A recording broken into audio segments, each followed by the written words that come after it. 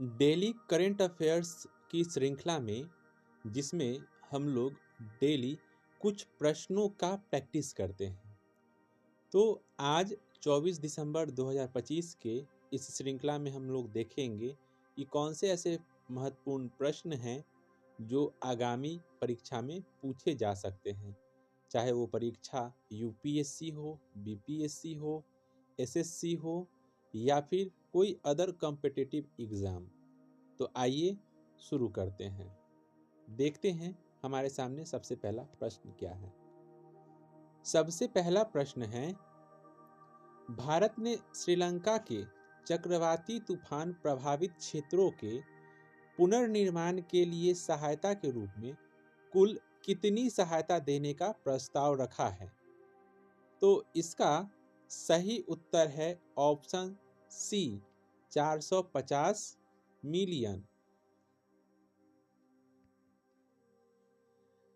यदि हम देखें, भारत ने श्रीलंका को चक्रवात प्रभावित क्षेत्रों के पुनर्निर्माण के लिए 450 मिलियन की सहायता पैकेज प्रस्तावित किया है, जिसमें आप देखें तो 350 मिलियन ऋण के रूप में यानी कि कर्ज के रूप में और 100 मिलियन अनुदान के रूप में यानी कि डोनेशन के रूप में ये शामिल है। यह कदम भारत श्रीलंका के द्विपक्षीय सहयोग को मजबूत करने का एक प्रतीक है। चलिए देखते हैं अगला प्रश्न। अगला प्रश्न है, नीचे दिए गए में से किस अंतरराष्ट्रीय एजेंसी ने MAVEN मिशन को लॉन्च किया था? इसका सही उत्तर होगा option C, National Aeronautics and Space Administration. Option C जो है इसका सही आंसर है। ये जो है MAVEN यानी Mars atmosphere and volatile evolution, मंगल ग्रह का अध्ययन करने हेतु नासा द्वारा लॉन्च किया गया मिशन है, जिसका उद्देश्य मार्स की वायुमंडलीय पटल और वायुमंडलीय ह्रास का अध्ययन करना है। आइए अगला प्रश्न देखते हैं।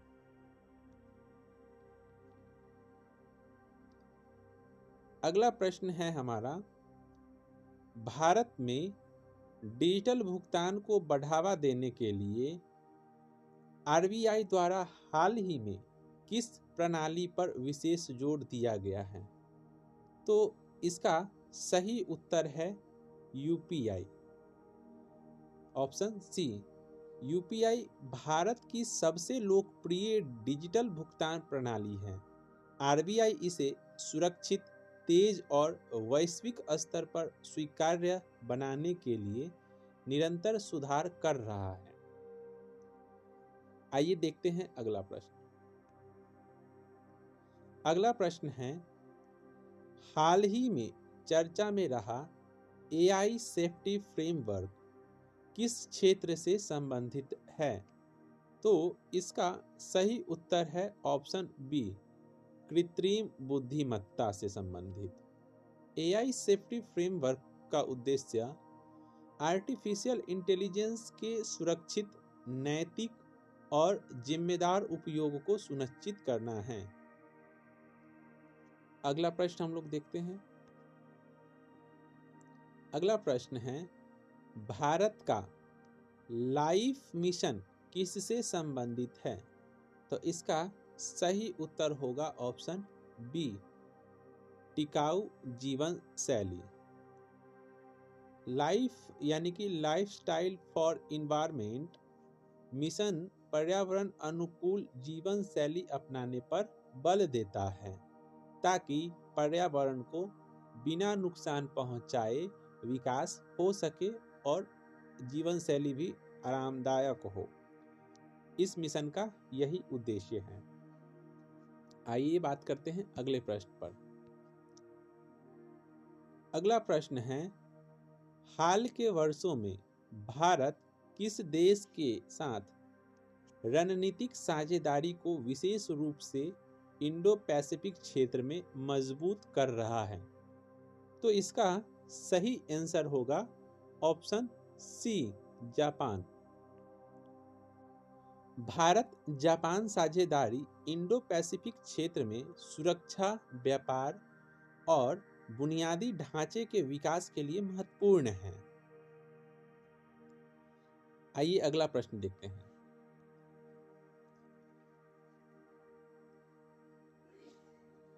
हाल ही में भारतीय खेल नीति का मुख्य उद्देश्य क्या है? तो इसका सही आंसर होगा ग्रामीण खेलों का विकास, ये होगा।